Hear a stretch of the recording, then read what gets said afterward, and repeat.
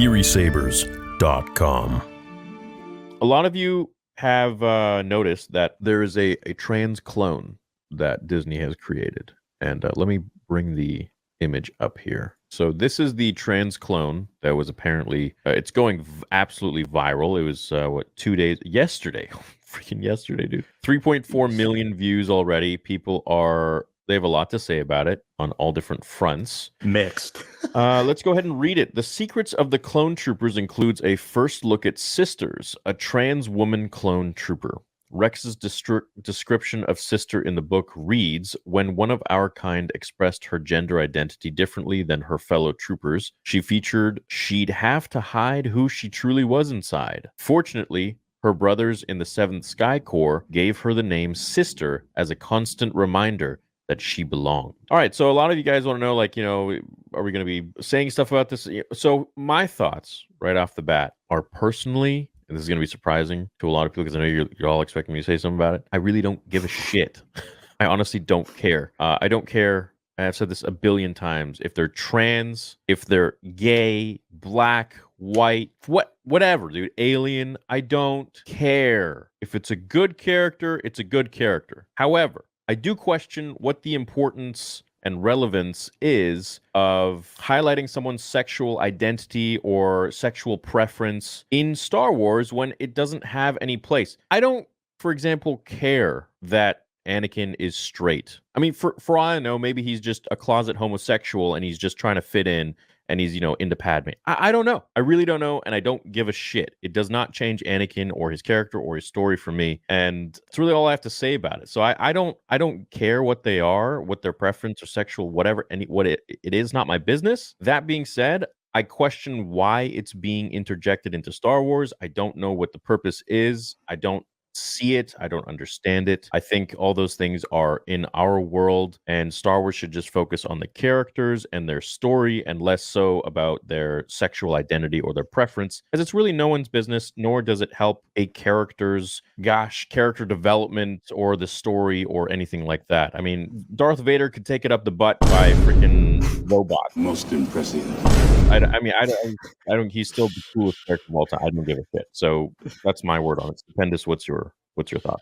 I'm kind of with you. I don't see any problem, having alien characters, trans characters, gay characters. There's nothing wrong with that. What we want is good quality characters. But what I am going to say is I feel like this comes off really inauthentic on behalf of Lucasfilm. If I'm being completely honest, it feels like, I don't know, to have a character defined solely just by their, sexual orientation or their gender just seems so shoehorned. I don't want to use the word gimmick because I don't think that that's the perfect word for it. There's a better word out there, but it does feel insincere. And we were talking about it off recording a little bit, but I also thought the gay kiss at the end of The Rise of Skywalker felt really insincere. They really pushed it to the background. They pushed it to the right of the frame. Yeah. And it's sort of, I look at this as Lucasfilm and Disney trying to, give a message, but also fearful of the committing too far to either side. And it just comes off so disingenuous to me. Well, if they really want to commit to it, they'll put it in a movie. Yeah, exactly. Not in some book that nobody knows about. The secrets of books, I think, were phenomenal. Like the Secrets of the Jedi, Secrets of the Sith, Secrets of the Bounty Hunters. I have all of them. This new one is the Secrets of the Clone Troopers. I didn't even know they were making it. I had no idea. So, I mean, I'll be picking it up and checking it out, because I want to know what they're writing about Rex and Cody and everybody in there. But as for throwing this, yeah, it does feel like it's shoehorned. It does feel like they're just trying to, play to the agenda. It doesn't matter, I don't think, to anybody. Like, Rex could be gay. I don't know. I don't care. What is this constant obsession with sex? I really don't understand it. I would argue, do you guys care if I'm gay? No one gives a shit. Just make good content. So it really doesn't matter. So, I mean, at the same time, it also makes me question, like, why is this even happening? Like, why is this a thing? Why is this in there? No one cares. No one's going to bat an eye if a character is trans or gay or whatever, but they will bat an eye if it's a shit written character like the ones in the Acolyte, or like Rey being a Mary Sue, or whatever. That's what people care about. That's what Star Wars fans care about. This just seems like it's forced, no pun intended. I know a lot of people have been saying that this is lore breaking. I don't think I'd go that far, but I do think it comes off a little tone deaf picking the trooper for this role, like a clone trooper, because the whole purpose of the clone troopers is that they're clones. They're genetically modified beings. Correct, for the purpose of warfare and to be elite, perfect soldiers. Sexuality is not really a major part of the clone trooper story, their development, their history. So it just feels like a little bit of a strange choice. I'm not against it. Like if Sister turns out to be the coolest character in the next movie, I will totally have no problem with that. I just think that it establishes a little bit of a misunderstanding of what the clones were meant to do. Wasn't it in season 1 of the Clone Wars when Rex he found the deserter, and the fact that they had broken from their programming by just a little bit to have a family really bugged him for the first part of the episode. And I always thought that was super intriguing because that's Rex breaking from his programming. And as you said before, they're asexual, man. Their programming is that they don't give a crap about anything to do with sexuality or anything. They're warriors. They're made to kill. They're made to obey. I guess there are some that the Clone Wars, to make the show interesting, they have given them more and more of an identity, and they've started to kind of take their own sort of personality. So I can see where they're going with this. However, I just don't find the point. I don't see why they would do this. It's like, what for? These are clones. At least do it with another character. If you want to do it with another character, that's fine. I think you do it with clones. Like, these are literally genetically engineered beings that are asexual, made to be asexual. Whatever, man. Yeah, I mean, it's no surprise that Disney would do something like this, but I don't think George would do anything like that. And is it the end of the world? No, they put it in some book, and they're just trying to please one side of the fandom, I suppose, who really loves to shove identity politics into everything storytelling, which I think is ridiculous. I think let's just focus on a story and tell a good freaking story, and not play to check boxes on a list, rather character development. Totally. Interesting stories, world building. I think that's probably what we should be focusing on. It is what it is. Let's see what chat should aim for. Yeah, literally.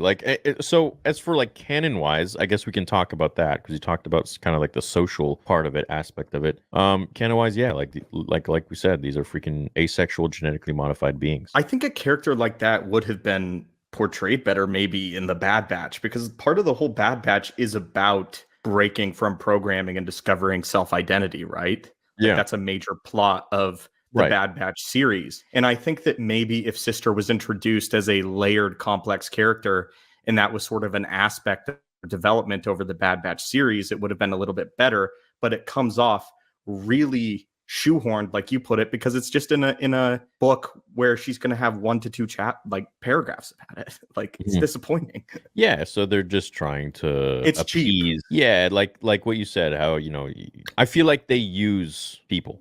To be honest, I feel, like what they did with John Boyega. Like, they put him in the poster in North America, but then in the Chinese poster, they shrink him down. Gosh, what's his name? Rest in peace. He passed away. Chadwick Boseman? Mm-hmm. They had his face revealed in the poster for North America, and then covered it up with a mask for Black Panther in China. Are you serious? Did they really do that? Yeah, I believe so. Let me double check, just so I'm not talking out of my ass here. I know that they cut out the gay kiss at the end of Rise of Skywalker for China, and here you go. I'm sure that it was in the background so it could be more easily cut out. There you go, bro. That's bullshit, man. That is bullshit. You can't pick a side, and it's not even like this situation is particularly hard to pick the right side. It's so obvious. I hate that. Yeah, look, here it is. Oh yeah, they covered up Boyega too. That's what you were talking about. He's front and center, and then here he's just zipped. Dude, I didn't even see him. I didn't even see him. Yeah, dude, BB-8's bigger than John Boyega. Oh my gosh. Crazy.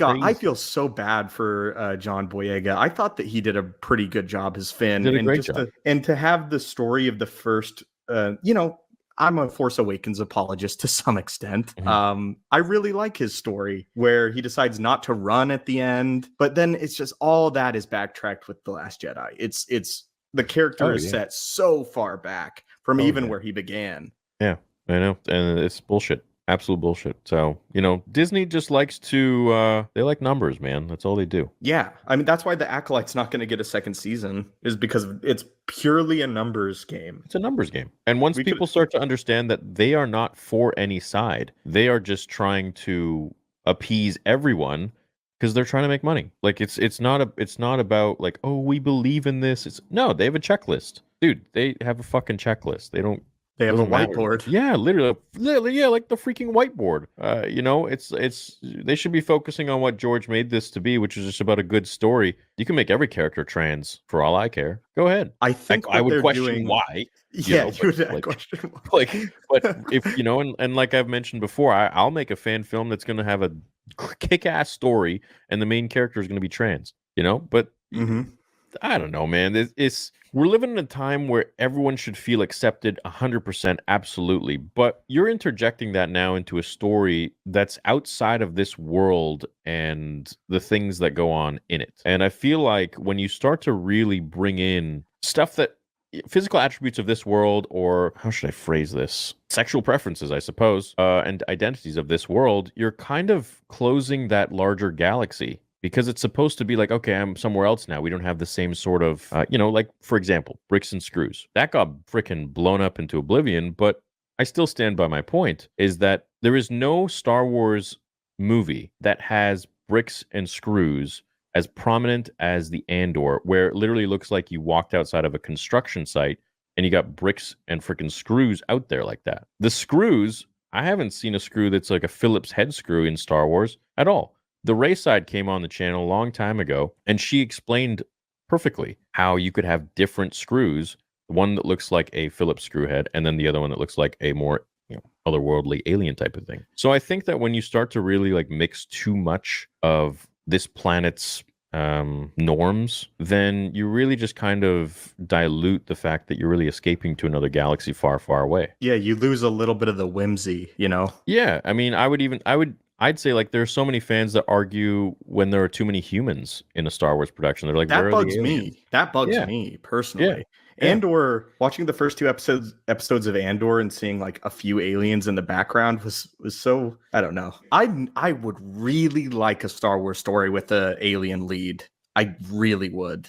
That'd be cool. But going back to Sister, I think that this is really indicative of how Star Wars has crafted their characters in this Disney era. And that is that they have a checklist that they abide by first before they go into even motivation or, the thing that's going to drive the story forward.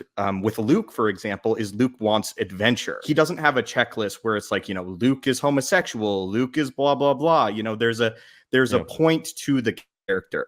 And when you're making characters on with a checklist, you're making a D&D character. You're not making a Star Wars character. Right.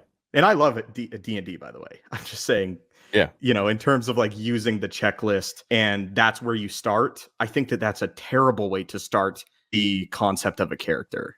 Yeah, no, I totally agree. I would argue that we should maybe go back to what this is all about and just like tell a story instead of focusing too much on identity politics. But at the end of the day, I also understand that everyone feels the need to be included and have inclusion and feel welcomed, and I'm all for that. However, I also say, to that, like, do I need a bald Jedi? Do I need a, Iranian Jedi? Do I need a Jedi with tattoos? Do I need, gosh, I don't know what else. Like, I don't need a Jedi that looks just like me or a character that looks just like me. I can identify with Ahsoka, and she's a female alien. I can identify with Darth Vader. He's a freaking cyborg machine. You don't even see his face for the whole movie. That's you're growing Transformers. attached to a heart of a character, not their design. The soul, at the end of the day, if we truly are all just souls and some people identify as something else, then